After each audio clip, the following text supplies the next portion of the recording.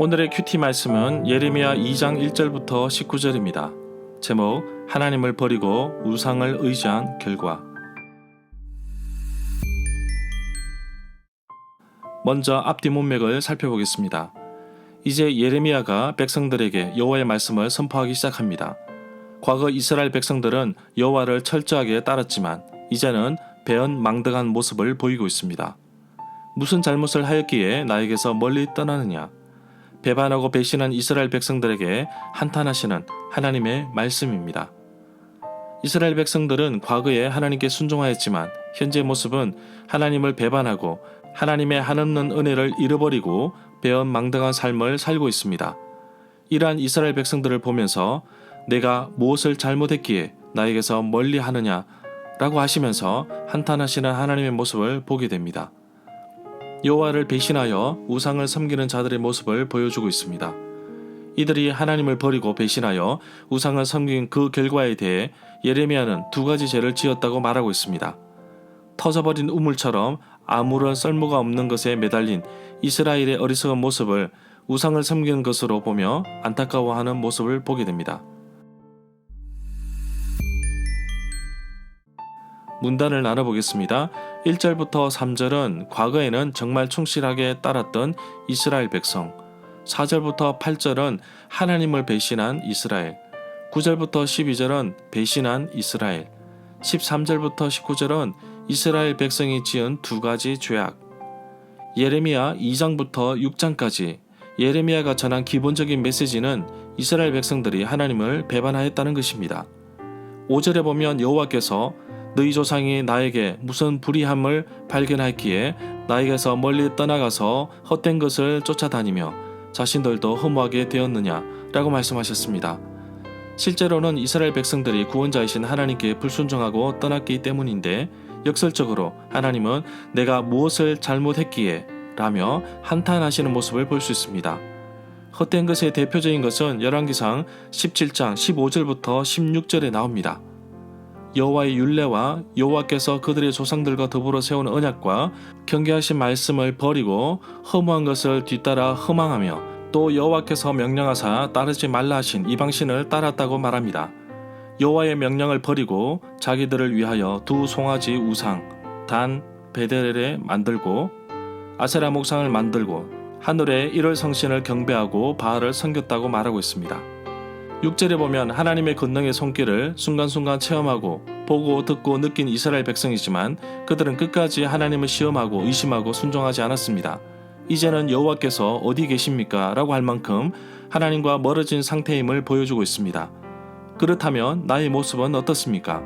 하나님과 늘 동행하고 있는지 나 스스로에게 묻습니다. 8절에 보면 바알은 가나안 땅에 풍요를 가져다 주는 신이었습니다. 그런데 특이한 것은 이스라엘 백성들이 유일하신 하나님도 섬기고 풍요의 신 바알도 함께 섬겼다는 것입니다.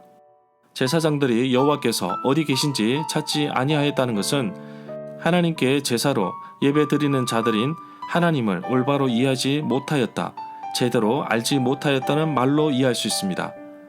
관리들은 히브리어로 목자들인데 백성의 지도자를 의미합니다. 백성의 지도자, 예배의 중심에 서 있는 제사장, 심지어 율법을 가리키는 레위인마저 하나님을 알지 못하는 시대가 온 것입니다. 호세아는 이렇게 말합니다. 호세아 6장 3절 말씀입니다. 오라 여호와를 알자, 힘써 여호와를 알자. 그의 나타나심은 새벽빛 같이 어김없나니 비와 같이 땅을 적시는 늦은 비와 같이 우리에게 임하시리라.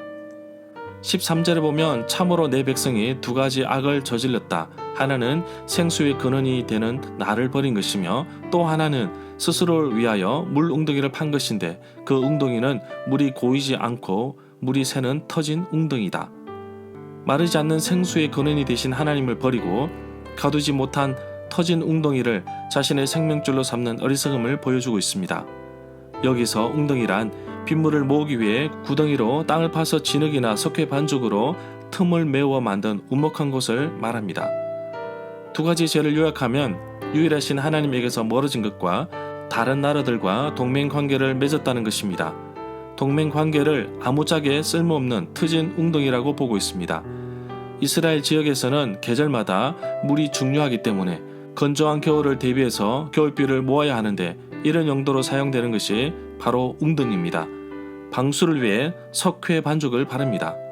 14절에 보면 이스라엘 백성이 어찌하여 노예가 되었느냐라고 말하고 있습니다. 이 말씀의 배경은 북이스라엘이 아수르에 의해 망했는데 남유다는 아수르에게 대항하기 위해 친애굽 정책을 펼치며 기대고 있습니다. 애굽에서 종살이하면서 여호와께서 구원하셨던 사실을 완전히 잃어버린 모양입니다. 또 애굽의 영향력에서 벗어난다 하더라도 또 아수르로 돌아갈 수밖에 없는 남유다의 마지막 정치적인 모습을 잘 거리두고 있습니다.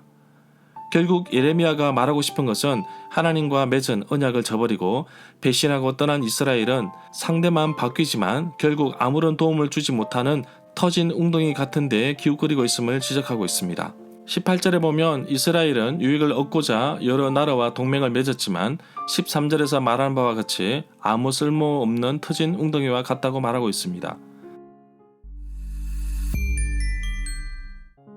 절마다 상세한 설명과 구절에서 그리고 핵심 내용과 중심 줄거리는 네이버 블로그에 올려져 있습니다. 내게 주시는 교훈입니다. 이스라엘 백성들은 유일하신 하나님을 섬기면서도 또한 가나안 땅의 다산의 상징인 바알도 섬기는 모습을 볼 수 있었습니다. 오늘날 우리에게 풍요의 신 바알과 같은 것들이 있지 않습니까? 물질의 신이라고 말하는 맘몬이 우리의 신앙을 뿌리채 흔들고 있습니다. 우리는 두 주인을 섬길 수 없습니다. 하나님과 물질을 동시에 섬길 수 없습니다. 혹시 나의 모습 속에 하나님보다 물질이 앞섰다면 그것은 우상입니다. 필히 버려야 살 수 있습니다. 날 구원하신 예수님의 크신 은혜를 물질과 돈으로 바꾸시겠습니까? 어리석은 부자처럼 되지 않으려면 세상 그 무엇과도 주님을 바꾸지 않겠다는 그 고백으로 살아가야 할 것입니다. 정말 무시무시한 심판의 메시지가 8절에 나옵니다. 제사장도 율법을 다루는 자도 지도자도 하나님을 알지 못한다는 아주 역설적인 표현입니다. 하나님을 안다는 것은 단순히 머리로 지식으로 아는 것이 아닙니다. 그것은 하나님에 대해서 아는 것입니다. 단순히 지식으로 아는 것은 믿음이 아니고 신앙도 아닙니다. 우리는 하나님을 알아야 합니다. 지식을 뛰어넘어 가슴으로 느끼고 삶으로 옮겨져야 진정으로 안다고 말할 것입니다. 교회 안에서 내가 어떤 모습으로 있는지 하나님을 제대로 알고 또 그분을 전할 수 있는 사람이 되어야 하지 않겠습니까? 이것이 스포츠 동호회와 교회 공동체의 차이점이라고 할 수 있겠습니다. 샘에서 솟아나는 물이 마르면 그것은 더 이상 샘이 아닙니다. 정말 생수에 거는 되시는 여호와 하나님을 이스라엘 백성들은 배신하고 떠났습니다. 열국들과 동맹을 하였지만 아무짝에 쓸모없는 터진 웅덩이입니다. 내가 요즘 관심을 갖고 기대는 것은 무엇이 있습니까? 요즘 내가 의지하는 것은 무엇입니까? 혹시 터진 웅덩이처럼 아무짝에 쓸모없는 곳에 나의 모든 것을 걸고 있지는 않는지요? 하나님보다 앞선 것은 모두 우상입니다. 오직 나의 생수가 되시는 하나님만 바라보며 살기를 원합니다. 하나님을 멀리 떠나지 않기를 원하고 터진 웅덩이가 아닌 생수의 근원 되신 하나님만 바라보며 살기를 원합니다. 비록 내게 다가오는 어려움이 있을지라도 결코 믿음에서 돌아서지 않는 하루가 되기를 간절히 소망합니다.